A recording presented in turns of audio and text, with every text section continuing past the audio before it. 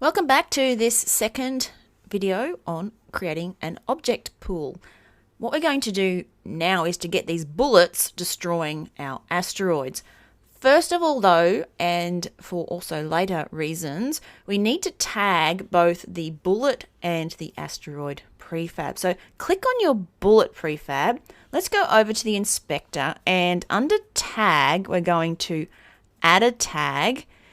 And when that opens up the tags and layers, just click on a plus. We'll put in a bullet, save that. Then we will also add another one and call it asteroid and save that. Now we can go back to our bullet prefab, set its tag to bullet, and then click on your asteroid prefab and set it to asteroid.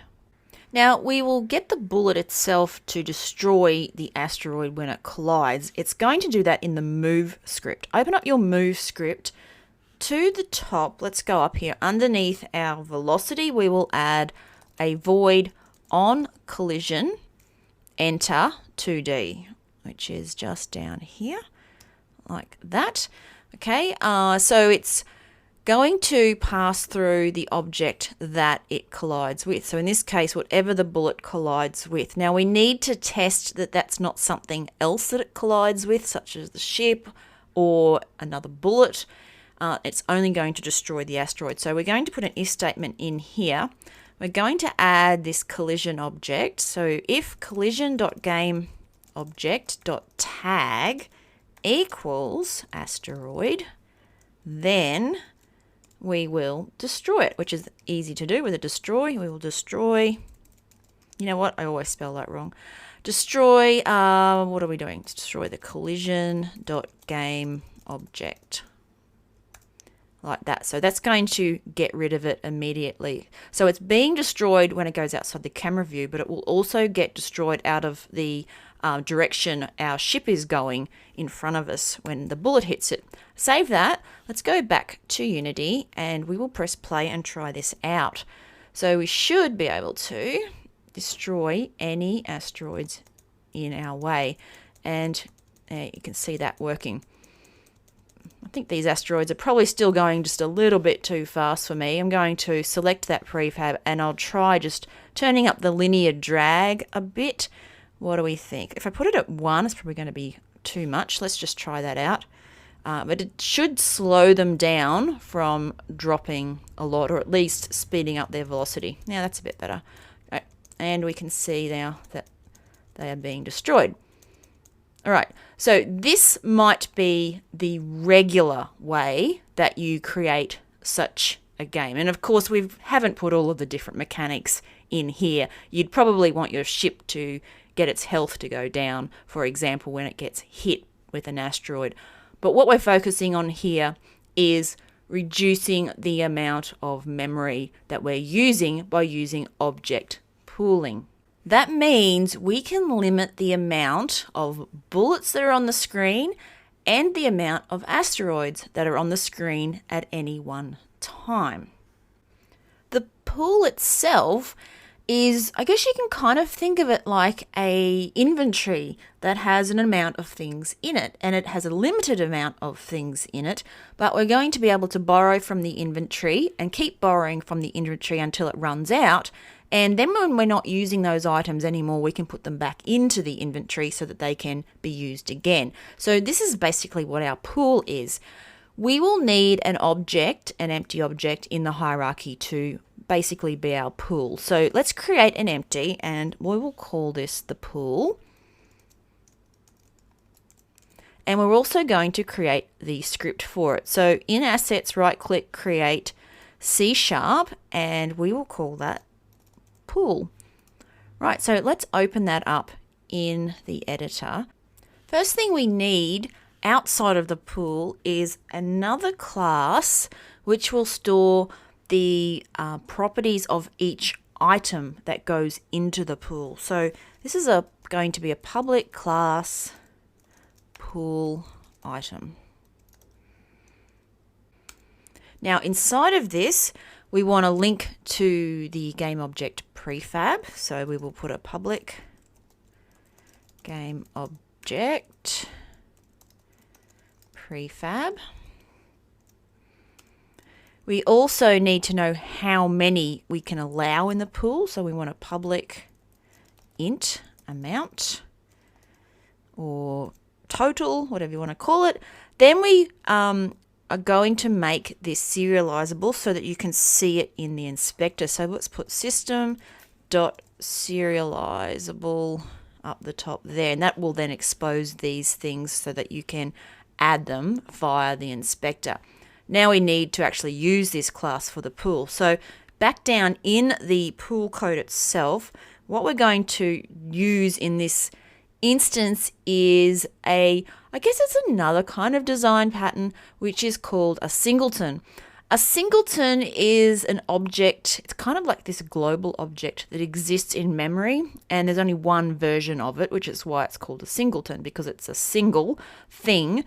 You create one of them, and then everything else in your project can access it, and you always know that if anything changes it, then it's only changing it in one spot.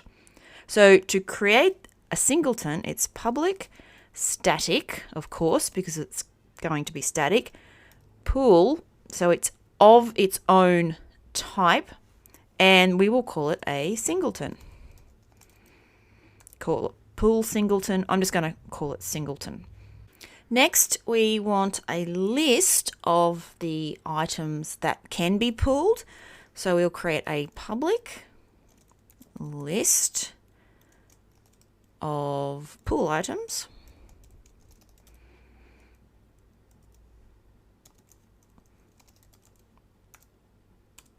And we will also create another list of all of the items that are being constructed from that list of prefabs. So items is the prefabs we can pool, and then we'll have another list of game objects, which will be all of the things that we've created and put in a pool so that we can then use them. So let's call this our pooled items, like that. Okay, so save it at this point, because I just want to go back into Unity and show you what you're going to see in the inspector. Drag and drop the pool onto the pool object once that finishes loading. Did that work for me? Yes. Okay, so now over in the inspector we can see we have items. Items will be those prefabs. Now we've got 2, so I'll put 2 in here. Element 1 will be the prefab for our bullets. So just grab the bullet, drag and drop it down into there. And element 2 will be our asteroid. So we'll drag and drop those in. The prefab, not the sprite image. Now, you want the amount that's going to be available to you at any one time. Let's set this quite small so that we will see the effect. So we'll have 5 bullets, and we're going to allow 5 asteroids at a time. Pooled items will just be a very long list that we will construct in the script, holding on to the instantiated version of all of these. That means that at the very beginning of our script, we want to create 5 bullets and 5 asteroids. So back into the code we go. So the very first thing we need to do before we even start creating all these pooled objects is to instantiate, or not instantiate, I guess initialize or create our singleton up here. Now we're going to do that before the start, so do a void awake and just create our pool object right at the beginning. So it'll be singleton equals this. Okay, so it equals a version or a instance of this class. Okay, then we'll be able to use that a little later on. But for now, in the start, what we're going to do is we're going to loop through the items that we have placed as our pool items, which currently there's 2 of them. So there's a bullet and there's an asteroid. And then for each one of those items, we're going to create 5 copies or 5 game objects from those prefabs for each and put them into the pooled items. So we'll do that inside start. And we're going to have to set initially our pooled items. So our pooled items equals a new list of game objects. just to initialize it. And then we're going to do a for each loop around the actual prefabs. So in this case, we want pool item in the items list. For each one of those, we're going to create the item amount and then put that into our pooled items. So we're going to use a for loop for int I equals 0, I is less than item dot amount, I plus plus. And so that's going to loop around for us 5 times for each item. Then we instantiate a game object from the prefab that we've given to this particular item. So it's game object obj equals instantiate, and what are we instantiating? Item dot prefab. And with that, we will first of all just set it to be inactive, and then drop it into our pooled items list like that. Now the reason we're setting it to inactive is because that's how we're going to control and know whether it's being used or not. When it's in the pool, the object is going to be inactive. So it's not going to be using memory. It's not going to be running any scripts. It's not going to be doing anything. It's just going to be there. It exists. It's all ready to go. We can then get stuff out of the pool and use it only if it's already inactive. So if it's sitting inactive, it's ready to be used. Okay, so that's why we're setting it to false initially. All right, so we've got this start. Let's have a look what happens when we run what we've got so far. So save that, switch back to Unity. Now we'll just press play. We've already added our prefabs and everything to the pool. And as soon as we do that, you can see that I'm just going to pause, the bullet prefabs have been created, and there's 5 of them, and the asteroid prefabs have been created, and there's also 5 of them. Please ignore the fact that the spawner is still creating these asteroids. These are the asteroids that are being spawned by a completely different script from the spawner code, not taking them out of the pool. So therefore we've still got them here.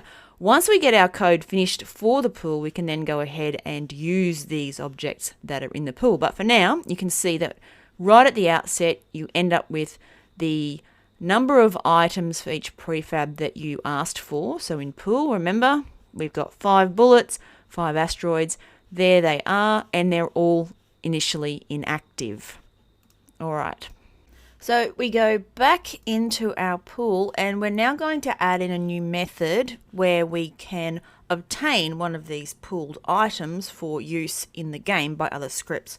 So let's create a public method called public game object that it will return get, and we'll get it using the tags that we set up before. So that'll be a string tag. So we'll say like get bullet or get asteroid when we use it. So when we've passed through that tag, we then loop through all of the items in the pool. So we'll do a for int I equals 0, I is less than the pooled items dot count, I plus plus. Then we will also check each item that the tag matches, but also that they're inactive. If they're inactive, then we can actually use them for something. So inside the if statement, we're going to put if not pooled items I dot active in hierarchy. So if it's not active and that same item, so that pooled items I dot tag is the same as the tag we passed through, then we will return that particular item. So return pooled items I, and otherwise if we loop through all of this, we get down to here and we return null, then whatever called this get is going to know that there is no available pooled items for use at this time. So things have to be inactive and their tag has to match, right? So let's save that. And now we're going to use it to instantiate our bullets, and we're doing that in the drive script. So let's go back to the drive script, and inside of the update, we will change the instantiation of the bullet line that we've got there to, first of all, use that get from the pool. So it's going to be pool dot singleton dot get, and we're going to get a bullet. So we're using its tag like that. That's going to get it for us. Now it's going to return a game object. So we put a game object out the front, and let's call it B for now for simplicity. We also, at this point now, we're either going to get a bullet or we're going to get null back. So we have to check if B does not equal null before we do anything with that particular bullet. We want to set that bullet to be at the ship's location. So it'll be b.transform.position equals this.transform.position. And we also want to make it active because, remember, it's not active at this point. b.setActive to true, and that will turn on your object. It will also now make it unavailable to be pulled out of the pool for use elsewhere. So we should now, when we run this, only be able to use 5 bullets. So let's just save this. Let's go back into Unity and we will try it out. Hopefully I can shoot out those 5 bullets quite quickly in this case. So let's go. Yep. Okay, you can see I got 5 and then that was it. Now, let's just pause and have a quick look what happened. In the hierarchy, let's have a look. Our prefabs that we're creating for our asteroids in the pool, they're still there, and the other ones that are being created by the spawn, they're still happening. But there's no bullets left in the pool whatsoever. So they're completely gone. If we click on the pool even and just have a look in the inspector at all the objects that were initially created, you can see that the first 5 objects are indeed missing. What do you think happened to them? Well, if you remember what we put on the bullet prefab, if we just click on it, you can see in the inspector we have this destroy when it becomes invisible. So that destroy code is actually destroying the prefab that we had in our pool, and so therefore it's disappeared. And if you click on the pool itself in the hierarchy and have a look over in the inspector, you can see in the pooled items section where all of those items are that the first 5 are missing because we've gone ahead and destroyed our bullets. We don't want to destroy them anymore. We want to just set them to be inactive again. So stop playing. What we're going to do is go into that destroy invisible code. Now, this is going to mess with the asteroids, of course, because they're currently not set up to be used out of the pool, and that'll be your job in a moment. But in here, what I want to put instead is put this.gameObject.setActive to false, so that they will now go back into the pool automatically. Let's save it and have a quick run. So I should get 5 bullets, and then when they go off screen, they're going to go back to inactive, and there they did. If you watched in my hierarchy when I did that, they went back and they should all be there again. Then eventually when they go out of the camera view, they will go back. These prefabs of these bullets coming out of the spawn are still being spawned directly from the prefab, not from the pool. So the challenge for you now is to modify the project so that they do that.